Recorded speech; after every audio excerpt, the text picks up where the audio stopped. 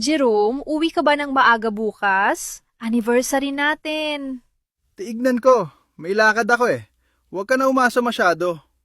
Hindi na bago ang mga ganitong sagot para kay Mira.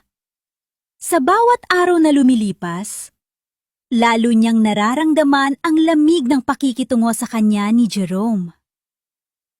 Isang gabi, nasa mesa ang telepono ni Jerome. Nang biglang may nag-text dito.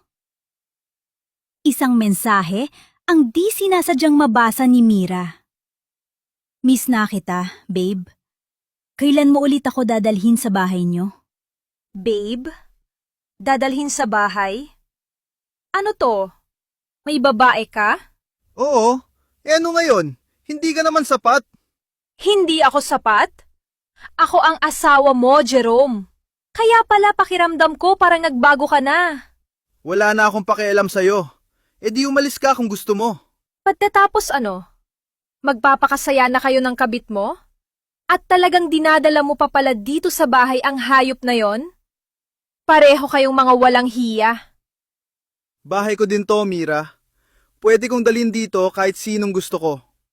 At sa puntong ito ay napuno na si Mira. Napakasama ng ugali mo.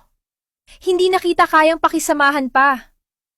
Hindi ako martir para manatili pa ako dito. Maghiwalay na tayo. Sinong tinakot mo? E di umalis ka.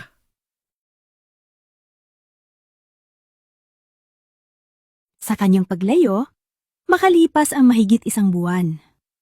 Hindi niya inaasahan na may makikilala siyang tao na magpaparamdam sa kanya ng tunay na halaga.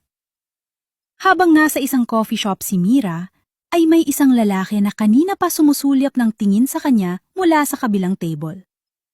At hindi na nito natiis at lumapit na ito sa kanya. Miss, okay ka lang ba? Kanina ko pa kasi napapansin, parang ang bigat yata ng iniisip mo. Sorry kung medyo osyosero. Ako nga pala si Gerald. Pasensya na sa istorbo. Okay lang. Madami lang akong iniisip na problema. Ganun ba? Sorry ha. Okay lang ba na samahan na kita dito? Sige, okay lang. Salamat. Gusto mo pa ng another cup of coffee? Order pa tayo ulit para naman makapagkwentuhan pa tayo kahit konti, kung okay lang sana sa'yo. Nakakahiya naman sa'yo. Okay na ako dito. Ano nga ulit pangalan mo? By the way, ako nga pala si Mira. Gerald, sure ka ayaw mo na? Wag na, nakakahiya naman sa'yo. Pero kung mapilit ka, ikaw bahala. Sure. Sige, libre ko na. Salamat ha. Baka sakaling dahil sa kape, tumibok na ulit ang puso ko. Ganun ba? Bakit naman? Kung hindi mo mamasamain, pwede ko bang malaman kung ano yung kanina ko pa napapansin na malalim mong iniisip? Nakakahiya pero niloko kasi ako ng dati kong kinakasama. Nahuli ko na may ibang babae pa pala ang demonyong yon.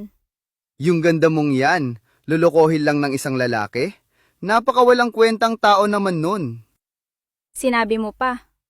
Alam mo Mira, hindi mo na dapat pinag-aaksayahan pa ng panahon at oras yung mga ganong tao. Huwag mo na siyang isipin pa. Siguro kailangan maghanap ka na ng ibang makakapagpasaya sa'yo ulit. Tama ka naman, Gerald.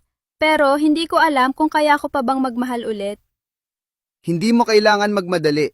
Pero kung sakali na may biglang dumating sa buhay mo na isang tao na mas magmamahal sa'yo ng totoo at pahahalagahan ka at higit sa lahat ay hindi ka nasasaktan katulad ng naranasan mo nun. Dapat siguro pagbigyan mo rin ang sarili mo na muling sumaya at kalimutan na ang nakaraan. In fairness sa'yo ha, magaling ka pala mag-advise. Haha, hindi namaan. Alam ko na, deserve mo ang mahalin at nagmahal muli. Kung sa bagay, may point ka naman. Pero hindi pa siguro sa ngayon. Sabi ko nga, hindi mo naman kailangan magmadali. Mahirap na nga namang magtiwala ulit basta-basta, di ba? Ganon na nga. Ikaw ba? Kamusta love life mo? Ako ba? Heto, single pa rin hanggang ngayon. Still searching kumbaga. Bakit hindi mo pa ba nahanap ang the one? Hindi pa not until now. Palagay ko, nahanap ko na ngayon lang ang the one para sa akin. Nako ha, tigil-tigilan mo ako. Kakakilala pa lang natin. Sa tagpong iyon ay tila medyo nagkaroon ng konting kapayapaan ang kalooban ni Mira. Bigla itong nakaramdam ulit ng saya na matagal-tagal din niyang hindi naramdaman.